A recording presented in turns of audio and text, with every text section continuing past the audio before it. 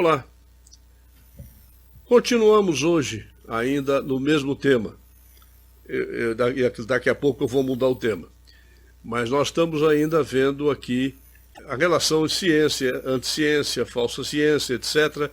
E principalmente a ligação que existe entre essa crise do coronavírus e a velha ecologia que diz que o homem está destruindo a natureza.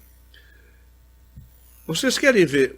Vou começar já com um exemplo de como é que se mente facilmente em coisas científicas que ninguém entende, em que alguns que se denominam especialistas dizem que entendem.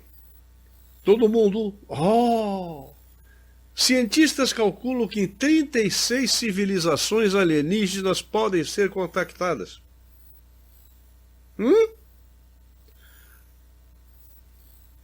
Pergunta, como? Bom, para chegar a esse número, especialistas adaptaram a já antiga equação de Drake.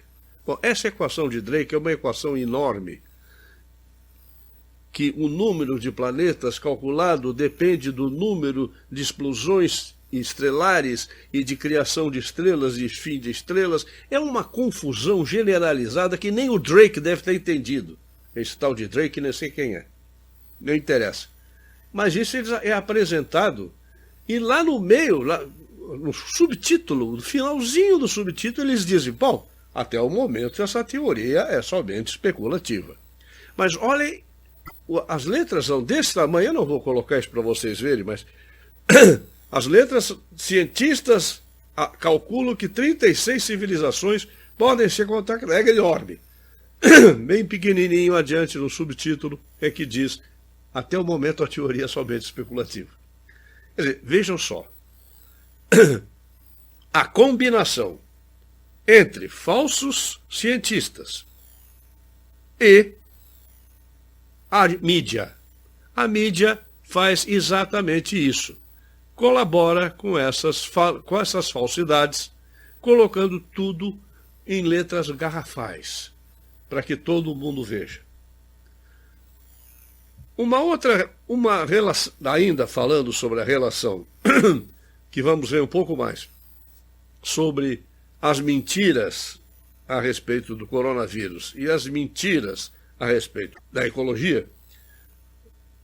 Saiu aqui, não interessa, acho que é no G1, a relação entre a crise do coronavírus e a crise ambiental, que eu estou falando aqui desde o programa anterior, que existe desde 2 programas, volta ao radar nessa quarta-feira.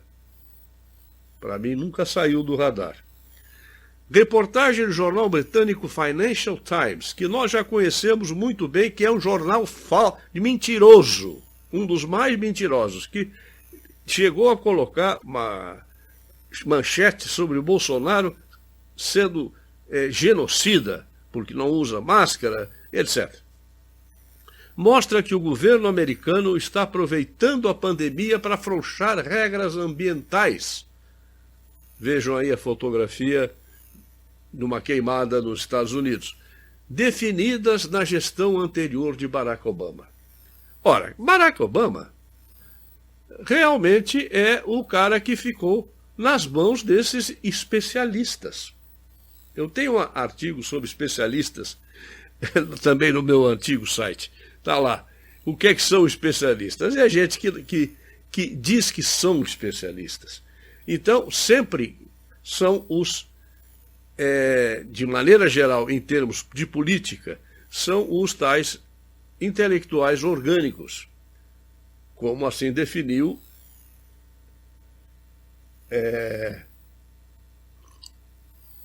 Antônio Gramsci. E é esses que a mídia sempre procura para dar declarações a respeito de qualquer coisa. Qualquer coisa. Por exemplo, eu vou até adiantar um pouco aqui algo que eu ia dizer mais adiante, mas vou dizer aqui já. Boris Johnson está relaxando o lockdown. O Telegraph tem certos experts que dão os seus vereditos. Eu vou falar depois, mas vou falar primeiro uma outra coisa. Imediatamente que começou a abertura do lockdown na Inglaterra, médicos britânicos alertam para perigo de nova onda de coronavírus no país. Vejamos quem são esses. Derek Alderson, presidente do Royal College of Surgeons. Andrew Goddard, presidente do Royal College of Physicians. E Catherine Henderson, presidente do Royal College of Emergency Medicine.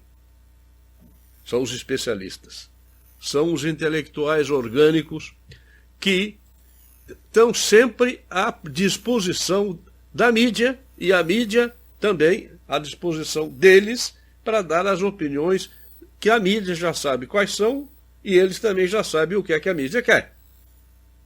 E como eu mostrei aqui em vídeos anteriores a respeito do Dr. Victor Zhao, por exemplo, que é presidente da Academia Americana de Medicina, ora, é exatamente esse tipo de gente que não são médicos, sim, pessoas, mas que já atingiram um nível em que eles são muito mais burocratas e estão muito mais controlados pela ideologia do que propriamente pelos conhecimentos médicos que têm. Eles sabem o que têm que falar. Esta é a coisa que define hoje em dia os especialistas. Hoje em dia não, já de muitos anos para cá. São estes que fazem parte também da máfia internacional da saúde. São esses que fazem parte, junto com Dr. Fauci, Deborah Birx e Victor Zhao, etc., fazem parte do mesmo colegiado internacional de mentirosos sobre o coronavírus. Então, mal Boris Johnson falou em começar a abrir o lockdown na Inglaterra, pronto. Eles já imediatamente avisam que vai haver um segundo surto e que este será muito pior. Muito pior. Vai ser uma coisa horrorosa. Temos também Porto Alegre, aqui no Brasil, que já vai fechar tudo a partir de hoje. Já fechou tudo a partir de hoje novamente, porque aumentaram os números, então os leitos da UTI não estão mais disponíveis. Interessante. Aqui em São Paulo mesmo, que é onde tem o maior número, sei lá, de mortos de uso de UTI, acabaram de desistir daquele hospital de campanha do Pacaembu, porque nunca entrou um paciente lá. Nunca entrou um, que seja. Aqui no Rio de Janeiro também, esses hospitais de campanha, simplesmente a maioria não está nem terminada. Mas, daqui a pouco, pode ter certeza que virá um novo surto por aí. Olha, na Inglaterra já estão avisando. Aqui também. Aqui também já tem gente dizendo, prepare-se para o novo surto em outubro. Então, vamos entrando eu aqui tenho um artigo que foi do The Australian, mas que saiu no Principia Scientific, escrito por Adam Creighton. Os modelos falhos da pandemia não são melhores que aquelas previsões a respeito do clima. Estamos novamente no mesmo caso. Como há uma verdadeira união entre essas duas, a pandemia e a ecologia. Quer dizer, as previsões, o modelo de previsões das pandemias é o mesmo modelo de previsão dos os que defendem mentirosamente o aquecimento global de causa humana. É exatamente a mesma coisa. o mesmo modelo pseudocientífico no qual se baseia esse pessoal. Eu vou aqui lendo e comentando. Em qualquer campo objetivo da ciência, se uma teoria falha no seu requisito principal, que é de previsão, essa teoria é descartada.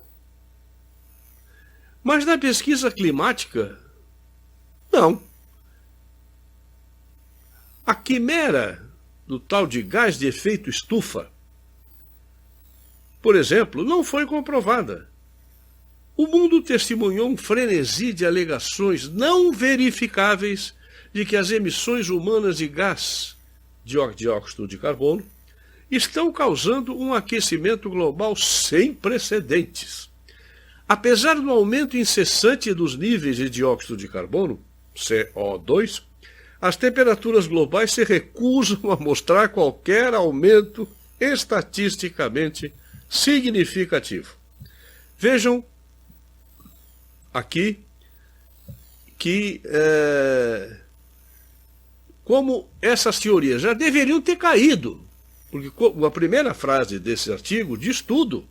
Uma teoria que não se comprova teoria que quer se comprovar, que não se comprova na prática, ela é abandonada. Isto é ciência.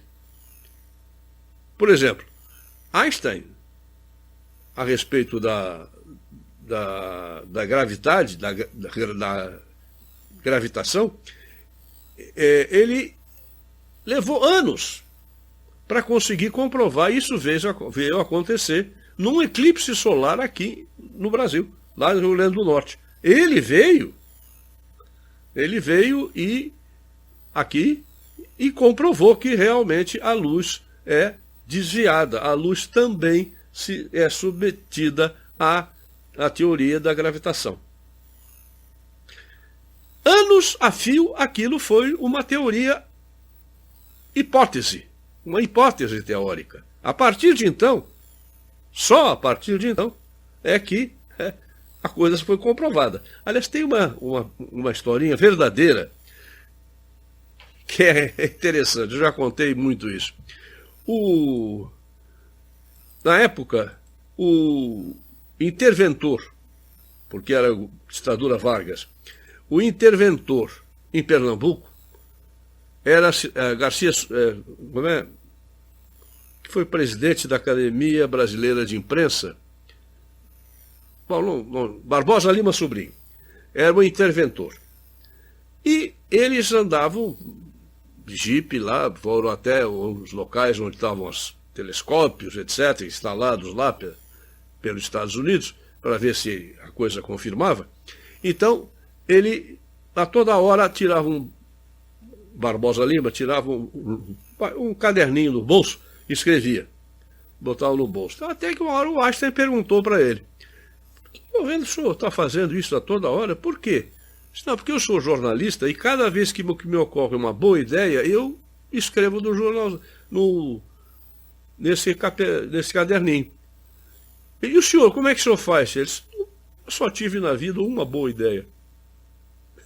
Teoria da gravitação, teoria da relatividade. Na verdade, teve duas ideias, né? A geral e a específica, e a restrita. Mas é só uma piadinha, mas só que verdadeira. No livro The Sky Dragon Slayers, Os Matadores de Dragões Celestes, Victor Lapp, o autor, revela em detalhes como as evidências contadas pelos formuladores de políticas ambientalistas existem para alarmar e são, na maioria das vezes, ciência secreta, não confiável e confusa, fabricada por um grupo de pesquisadores governamentais muito bem financiados. Notem, exatamente isto é que é a verdade. Todos esses pesquisadores que nos falam sobre as previsões climáticas catastróficas que vai acontecer, uma coisa horrível, todos eles são pesquisadores ligados, direto ou indiretamente, através de ONGs, como eu falei no programa anterior, a governos, porque as ONGs, elas são não governamentais no nome, mas não na prática, porque o financiamento é grande parte dos governos aos quais essas ONGs interessam. É notável como nós podemos confiar tanto nesse modelo climático, já que é uma tarefa muito mais complexa. A sensibilidade climática, o tamanho e a velocidade da resposta das temperaturas globais à duplicação do dióxido de carbono é mais difícil de prever do que o vírus em expansão. Mas se soubéssemos desenhar implicações sobre o crescimento econômico futuro, seria ainda mais difícil. O grande erro que foi claramente cometido é o fracasso em avaliar sistematicamente os modelos que sustentam a política com dados reais.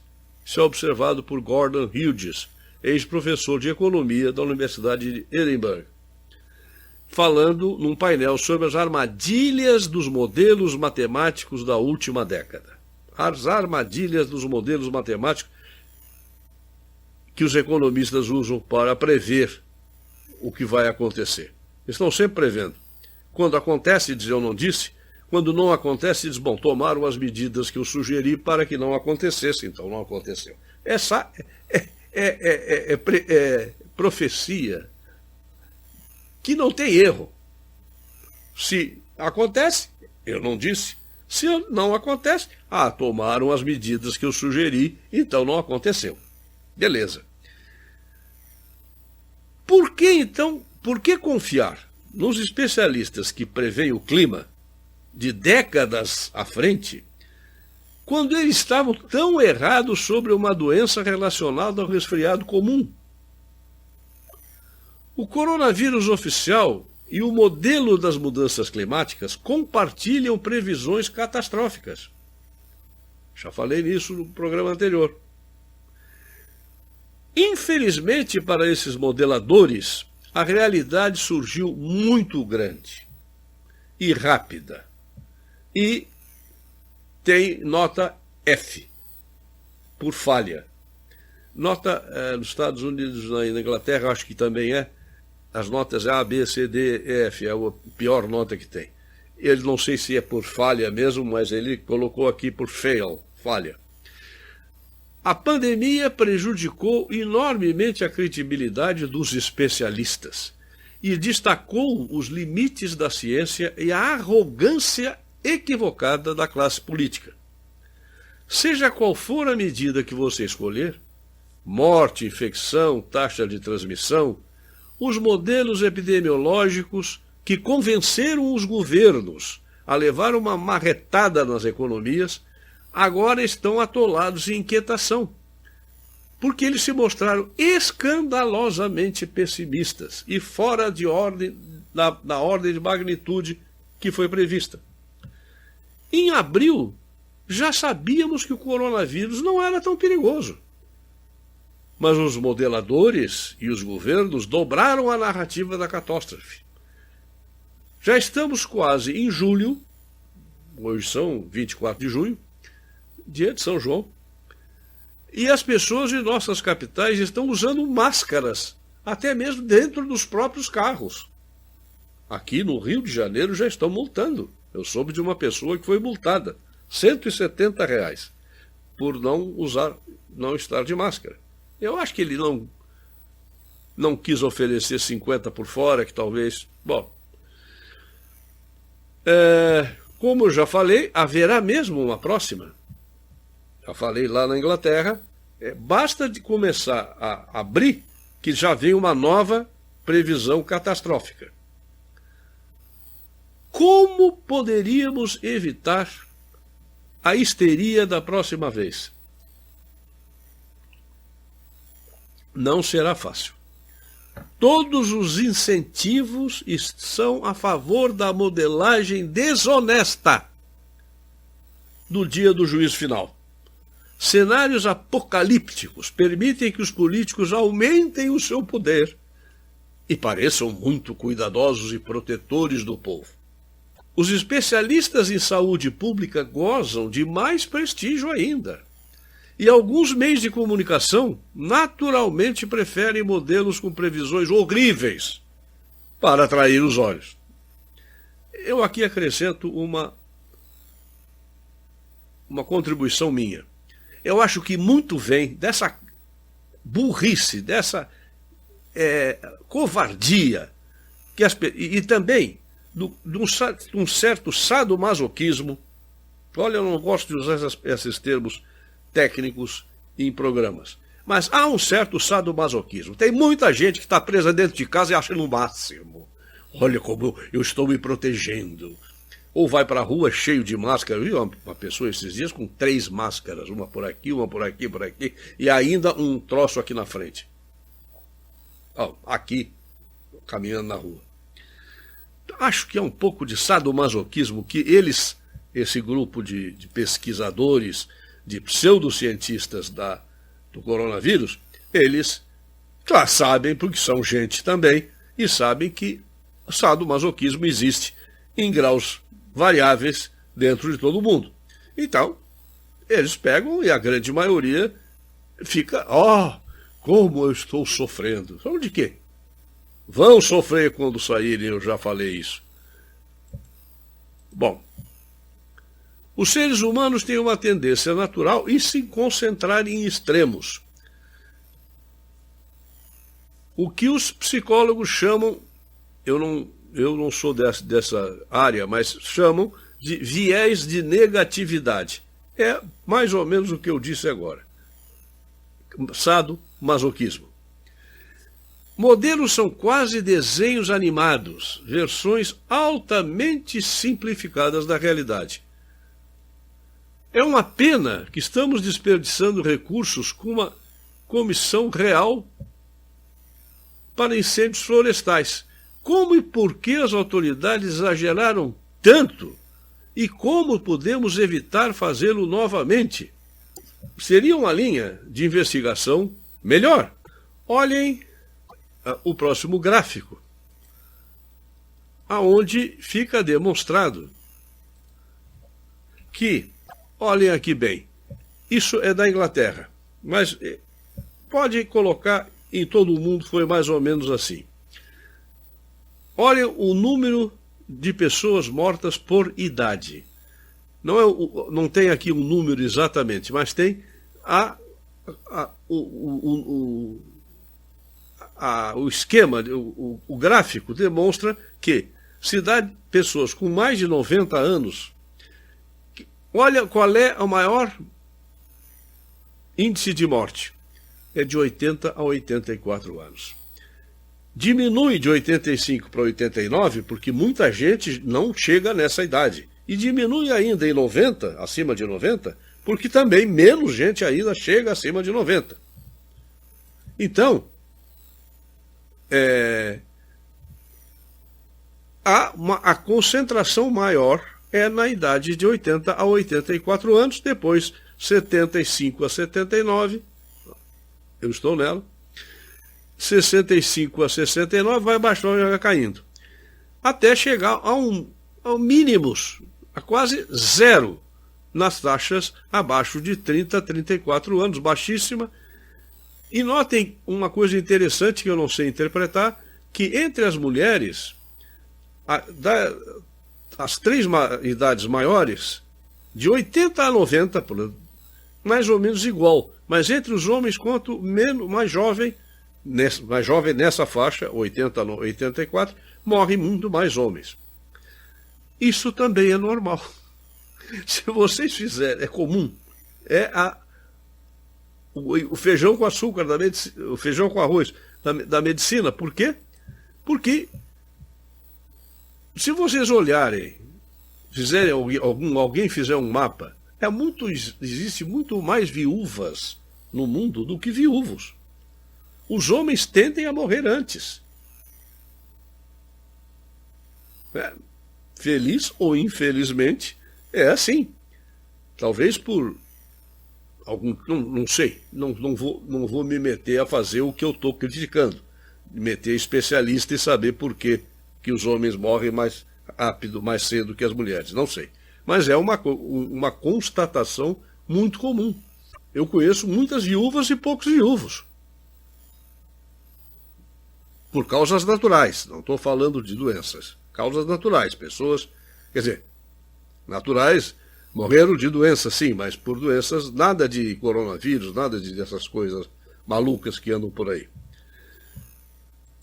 Então, existe por acaso com esse tipo de gráfico que eu estou apresentando, existe razão para tanto pavor? Não.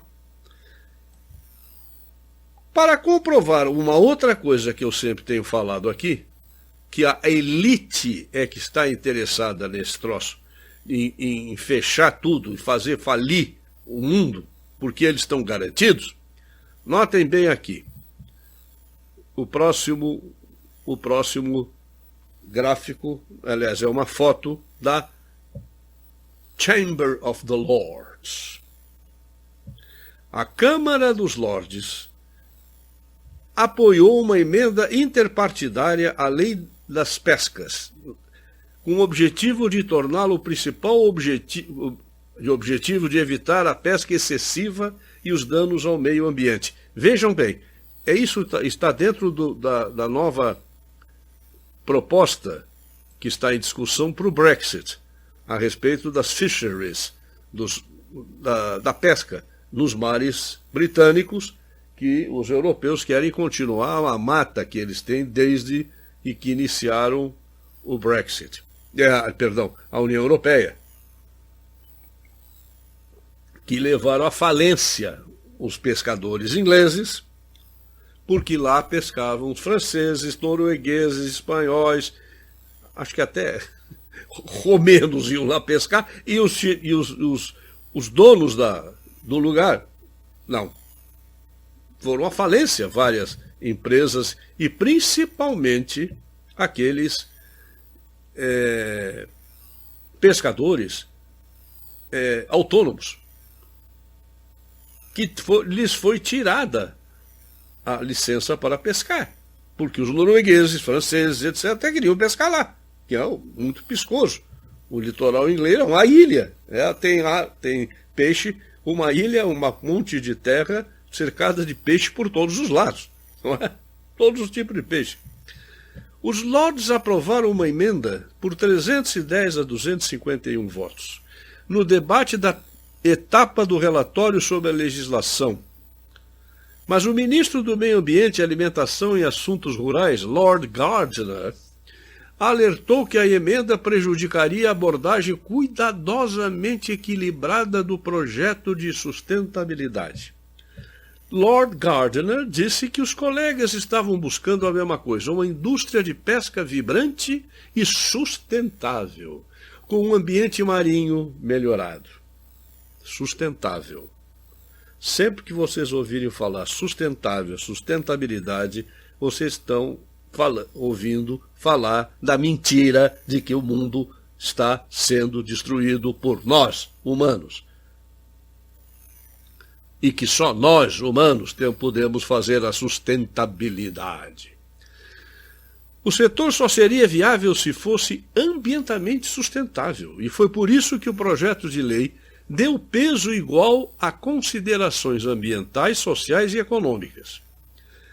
Mas a emenda criaria uma hierarquia de objetivos e significa que, em qualquer circunstância, considerações ambientais de curto prazo precisariam substituir até mesmo as necessidades econômicas e sociais críticas.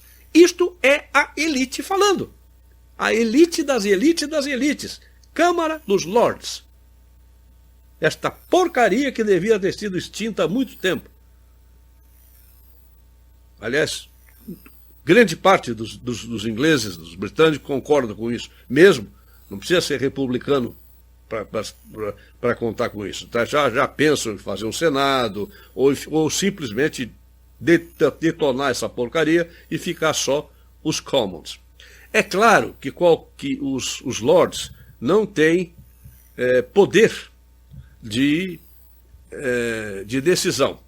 Não tem. Eles fazem isso, eles fazem essa emenda ao que já receberam dos Commons, emendam e volta para os Commons. Se não for aprovado, tchau, boa viagem. Espero que não seja. Temos aqui outras informações sobre o Reino Unido também, mas elas se aplicam. Os colunistas do The Telegraph, como eu tinha anunciado antes, eles discutiram a abertura do lockdown. Janet Daly disse, por exemplo, que lockdown estava quase colapsando. Então, Boris tinha que agir para salvar sua própria autoridade. E no comentário dela, ela fala que realmente a grande maioria da população já não estava respeitando. Já não estava concordando com tudo aquilo que era determinado pelos especialistas e pelo governo. Uma opinião pessoal sobre Boris Johnson. Eu acho o Trump precisa de uma reeleição agora em dia 3 de novembro. Ora, ele, acredite ou não acredite, eu também já falei que eu suspeito muito por que ele não se viu livre ainda, Deborah Birx e Anthony Fauci, principalmente, não sei porquê, ainda vou ter que examinar isso para ver qual será a razão que ele não botar esse cara para a rua. São os bandidos, criminosos, como esse pessoal aqui que eu falei também do Reino Unido. Criminosos porque estão causando já e vão piorar a causar falências, desemprego, suicídios, enfim, essas coisas estão acontecendo e vão piorar, porque esse bando de criminosos está fazendo isso. Mas vamos ver as ideias dadas pelo The Telegraph, que não vão a esse ponto. Eles são bastante mais criteriosos. Eles dizem, por exemplo, essa primeira, Janet Daly, fala que não tinha outra opção. O povo já estava parando. Notem bem, inglês, British, que são respeitadores da lei. Não é brasileiro, não, que nunca respeita lei nenhuma. Ótimo. Mas sim os ingleses, que são respeitadores da lei. E eles estavam já mandando brasa. Olha, já abriram os pubs, já abriram uma série de coisas. Então Boris Johnson teve que ir atrás da população. A população já estava destruindo o lockdown. Então ele, para manter a sua autoridade, ele disse, não, vamos...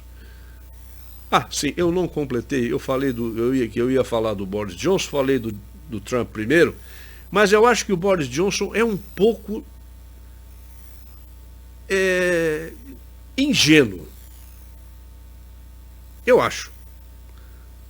Ele não tem muito... Ele ficou completamente atarantado, porque ele estava num trem de maravilha, de popularidade, de tudo, o Brexit vai sair, não sei o que, blá, blá, blá, e subitamente se viu em palpos de aranha com a pandemia, que os especialistas, principalmente o Imperial College, que faz parte da máfia internacional da saúde, projetou milhões de mortos na Inglaterra.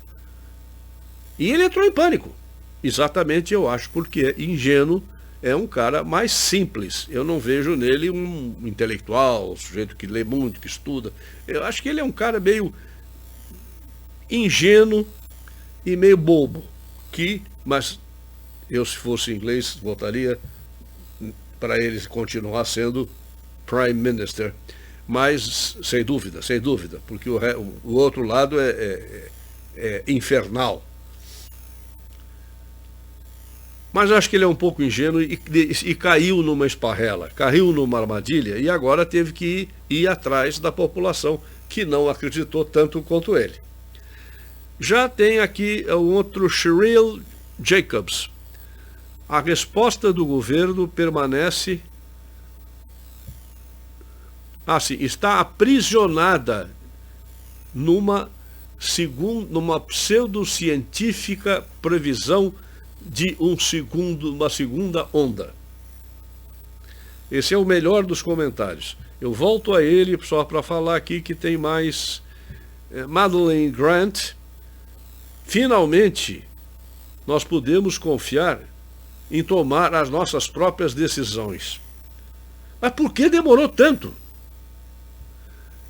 Temos também aqui Matt Lin.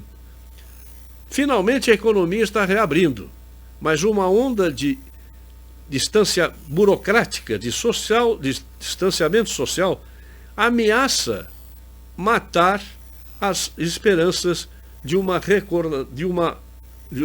recuperação rápida. Tem mais alguém aqui, Judith Woods. Tudo que o público ouviu, e eu também se estivesse lá, seria: Hello, the pubs are opening. Os pubs estão abrindo. E realmente isso é verdade, estão abrindo. Tom Harris nos diz, apoiando Boris, que houve uma verdadeira preocupação com a economia, e que há uma verdadeira preocupação com a economia e com a educação, porque na Inglaterra também as crianças estão fora do colégio, estão também completamente isoladas dentro de casa, como aqui, que é um absurdo, mas está havendo.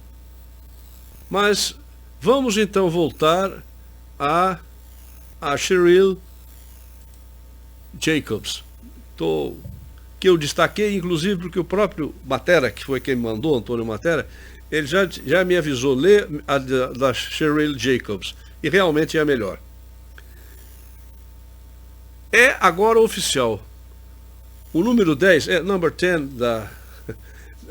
a sede em Downing Street, a sede do governo, está envolvido demais nesta rotatividade do bloqueio para fazer o que é necessário para salvar a Grã-Bretanha. Pelo bem de nossa economia enferma, clareza política e honestidade científica básica, esse foi o momento de Boris Johnson para declarar à nação que as evidências esmagadoras sugerem que o bloqueio foi um erro e que nunca deveríamos bloqueá-lo novamente. Metam na cabeça dos políticos brasileiros essa frase. Não adianta, não vão entrar. O interesse deles é ó. Em vez disso, o primeiro-ministro fez exatamente o oposto. Ele não reconheceu os custos do bloqueio, minimizando como algo semelhante a uma hibernação, ou mesmo um toque de geada. Ele também não enfrentou o fato inconveniente de que a trajetória da pandemia levanta sérias dúvidas sobre se os pedidos em casa realmente fizessem alguma diferença, o delivery. O mais alarmante de tudo é que, longe de excluir outro bloqueio, Johnson deixou explicitamente claro que está disposto a aplicar outro, se achar necessário. Com a taxa de mortalidade em queda,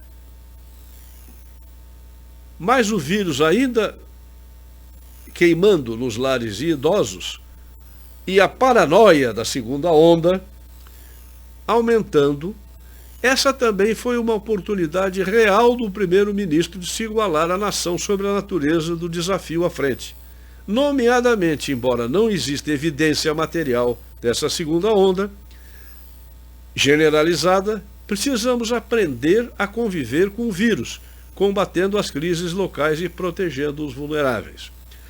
Se o primeiro-ministro articulasse pela primeira vez a alegação de que o governo está seguindo a ciência, teria algum sentido. Observe atentamente a segunda onda especulada sobre Pequim e Lisboa e você percebe que esses pequenos aglomerados de altos casos detectados não estão se traduzindo em mortes mais altas, sugerindo que com o rastreamento e a construção constante da imunidade de rebanho, o vírus pode ser mantido à distância. Em vez disso, Boris Johnson esculpiu sua afirmação sobre o perigo da segunda onda com ressalvas, enfatizando que ele, atualmente, não acredita que exista risco de alguém que subjugaria especificamente o National Health Service. Não houve reflexão sobre os erros cometidos. Não houve. Em lares de idosos que poderiam ser remediados agora. Tampouco houve explicação da decisão aparentemente arbitrária de permitir a abertura de bares, mas não de academia de ginástica. Mesmo que esses últimos sejam mais capazes de seguir regras de distanciamento social. Nem spas, embora muitos tenham trabalhado duro para preparar suas medidas de higiene, que ainda não são mais rigorosas. O ponto final foi a retórica monótona de Mr. Johnson sobre nossa missão coletiva de derrotar o vírus e a vitória está ao nosso alcance. Bem, como vocês veem, no Reino Unido a coisa também continua igual aqui. Johnson não aproveitou a onda, como diz Cheryl Thompson. Meu Deus do céu, esqueci o nome da mulher de novo. Jacobs. Não aproveitou a onda para usá-la como uma grande saída para ele. Grande parte por isso, pelo movimento que eu considero ingênuo de vai e vem, uma eleição hoje deixaria muito difícil para o Partido Conservador ganhar. E manter esta maioria de 80 praticamente impossível. Então é melhor que ninguém peça um voto de confiança. Porque se ele perder, vão os Labours para o poder. E aí a coisa fica mais feia ainda. Ainda também, do mesmo Telegraph, temos aqui um artigo sobre o novo normal. Temos aqui um artigo Breaking the Illusion of a New Normal, acabando com a ilusão de um novo normal, de Shamun Bana. Como eu sou alguém que gosto muito de viajar, fui inspirado muito a viajar depois de assistir uma série de documentários da BBC chamado Pole to Pole, de polo a polo, estrelada pelo ator e ex-comediante do Monty Python Michael Palin, onde ele visita Leningrado, hoje São Petersburgo, e mostra o quão complicado e ridiculamente burocrático o processo de compra de uma mera garrafa de vodka na União Soviética, em dia então. Nos dias agonizantes do domínio soviético, a inflação subiu a tal ponto que as pessoas que viviam em extrema pobreza e quase morriam de fome. Não tinham outra escolha a não ser recorrer a uma economia de escambo. Nos últimos meses, durante o período de bloqueio do Covid-19, tivemos apenas uma pequena amostra de como seria a vida na União Soviética. E muitos de nós a consideramos completamente insuportável. Por mesma coisa, acho que muita gente está sentindo aqui no Brasil. Por meio da qual a centralização do governo resultou em pessoas sendo forçadas a esperar longas filas para entrar em supermercado. Igual aqui. Empresas privadas sendo fechadas ou abertas apenas com restrições, controle do que podemos e não podemos consumir, e racionamento de suprimentos. Aqui no Brasil não existiu racionamento ainda. Exigência de permissão do governo para comprar as commodities mais básicas. Transformar abertamente instituições estatais, como o National Health Service, numa religião nacional, e no processo descaradamente torná-las à prova de crítica, apesar das inúmeras falhas. Tornar as pessoas dependentes do governo para decidir se podem sair de casa. Restringir nossas liberdades civis, impedindo de encontrar quem quisermos. E a enorme intervenção financeira dos governos, usando o dinheiro dos contribuintes para pagar os trabalhadores que ficam em casa. E resgatar empresas em falência. A mesma coisa que o seu Guedes está fazendo aqui. Nós vamos ver depois o preço que isso vai custar. Como eles vão ver lá também. Transformando-nos assim num Estado socialista. Próximo, bem próximo, isso do dia para a noite. Infelizmente, quando começamos a sair do bloqueio e deixar esse pesadelo orwelliano, ainda existem indivíduos na sociedade, no mundo político e na mídia que querem desesperadamente usar o lockdown para nos enviar todos de volta à Idade da Pedra. Essas quintas colunas realmente preferem que a civilização ocidental permaneça confinada para sempre e que esse continue sendo o novo normal. Um termo, new normal, um termo que ouvimos várias vezes durante essa crise. Portanto, já fiz um programa sobre isso. Portanto, ao nos aproximarmos do fim do lockdown, precisamos seriamente nos esforçar para retomar o controle de nossas vidas. Parar de sentir vontade de esperar que o governo nos diga o que podemos ou não fazer. E, finalmente, pararmos de viver nossa vida com medo.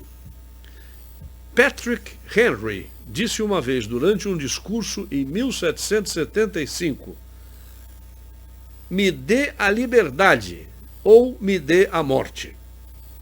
Durante o tempo em que vivemos hoje, suas palavras não poderiam ser mais adequadas.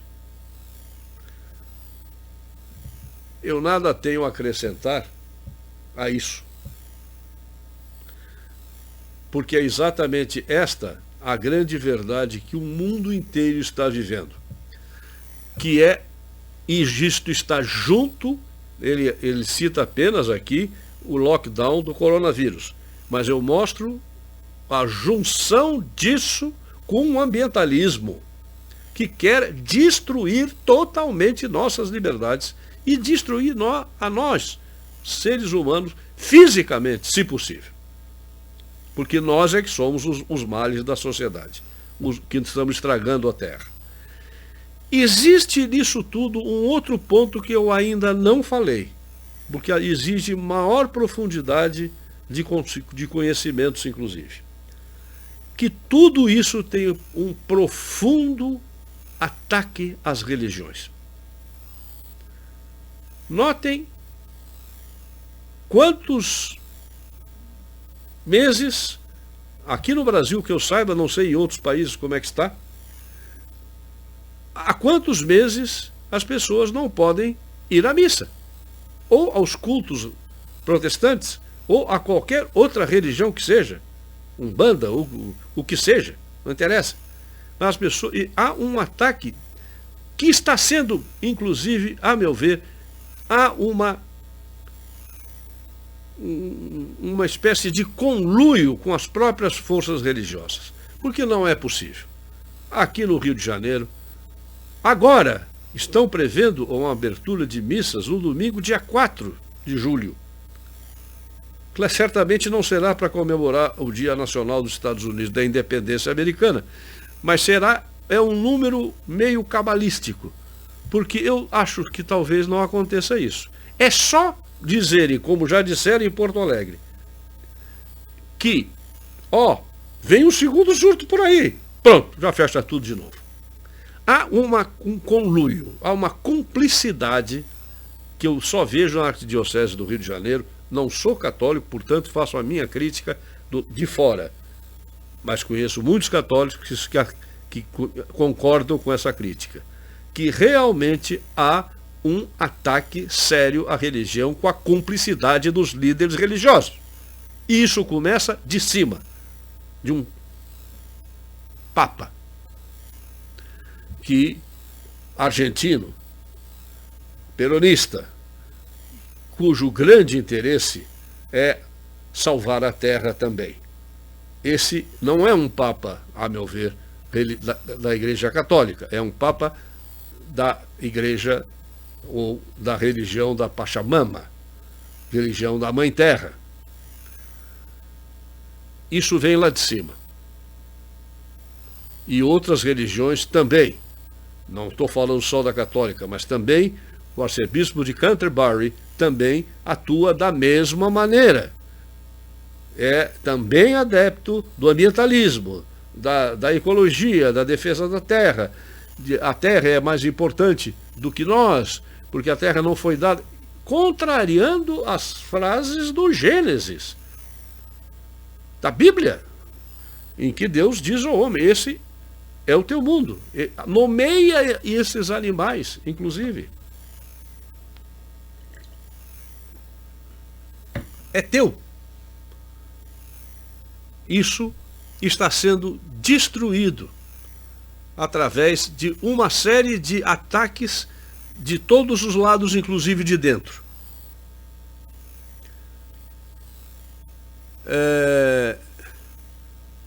Eu não vou falar muito mais sobre isso, porque como eu não sou religioso, eu me sinto um pouco assim, de falar de coisas que não me afetam diretamente, mas que afetam sim, indiretamente afetam.